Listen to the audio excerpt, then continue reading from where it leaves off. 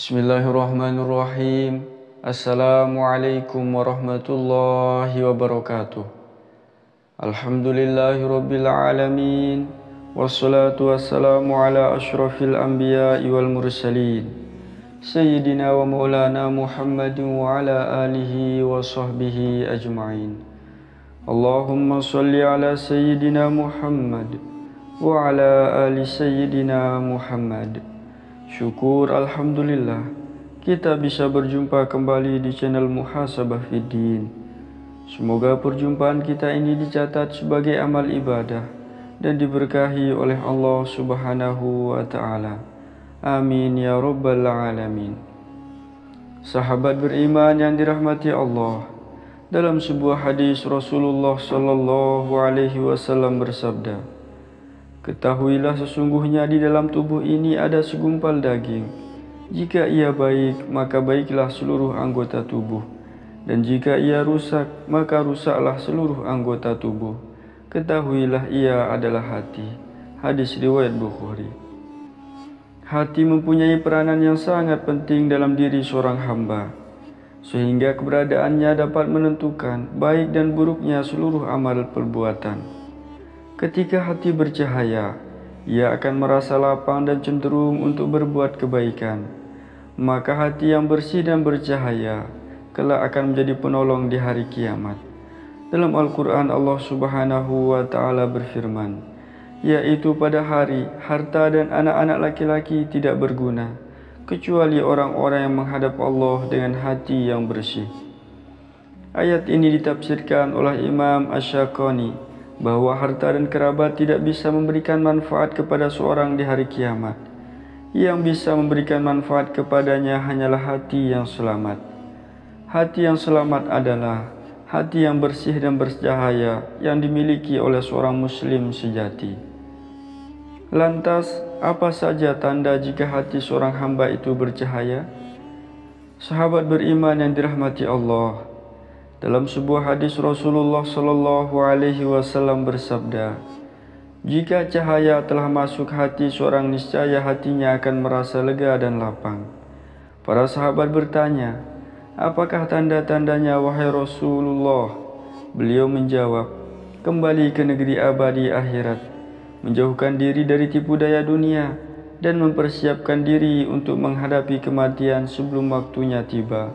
Hadis riwayat Tirmizi.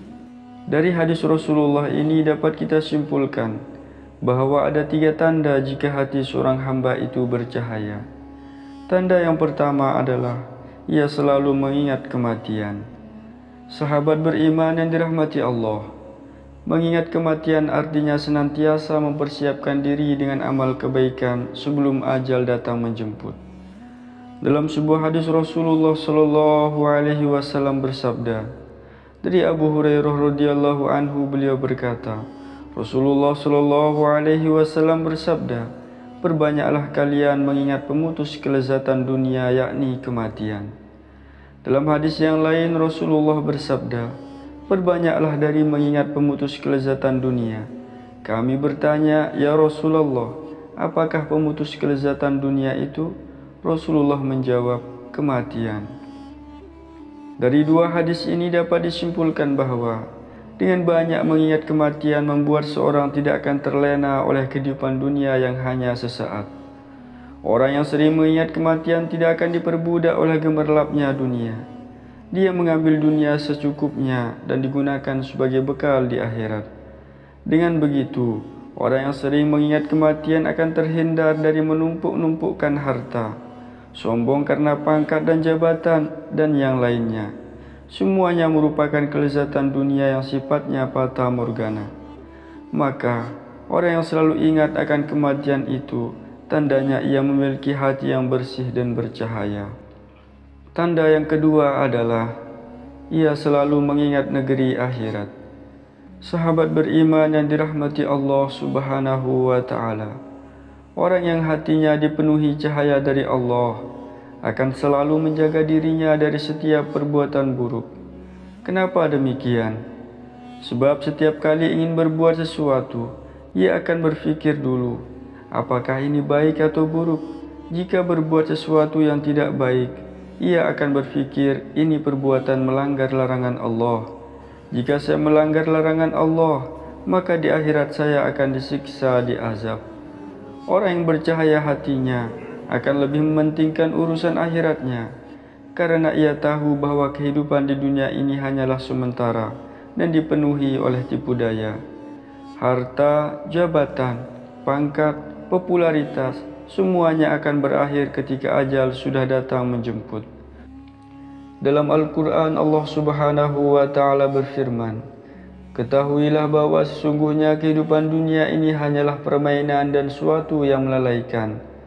Perhiasan dan bermegah-megah antara kamu serta berbangga-bangga tentang banyak harta dan anak. Seperti hujan yang tanamannya mengagumkan para petani. Kemudian tanaman itu menjadi kering dan kamu lihat warnanya kuning, kemudian menjadi hancur. Dan di akhirat nanti ada azab yang keras dan ampunan dari Allah serta keridhoannya.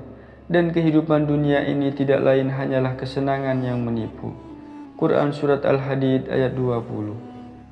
Tanda yang ketiga adalah ia akan menjauhkan diri dari tipu daya dunia. Para sahabat yang dirahmati Allah Subhanahu wa Ta'ala, dunia tampil sebagai sosok yang menipu dengan segala rayuannya bagi siapapun yang tidak atau bahkan kurang kenal dengan Allah Subhanahu wa Ta'ala. Dalam sebuah hadis Rasulullah Sallallahu Alaihi Wasallam bersabda, "Dunia itu terlaknat dan segala yang terkandung di dalamnya pun terlaknat, kecuali orang yang berzikir kepada Allah, yang melakukan ketaatan kepadanya, seorang alim atau penuntut ilmu syar'i." Hadis riwayat Tirmizi dan Ibnu Majah. Atau kama qala alaihi salatu wassalam. Maka orang yang bercahaya hatinya tidak akan mengejar sesuatu yang fata morgana, bersifat fana, dan ia akan selalu ingat bahwa rumah yang sedang dituju adalah akhirat.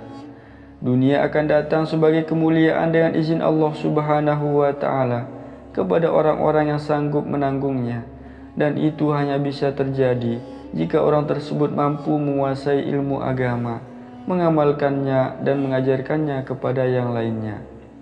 Sahabat beriman yang dirahmati Allah Subhanahu wa Ta'ala, itulah 3 tanda jika hati seorang hamba bercahaya.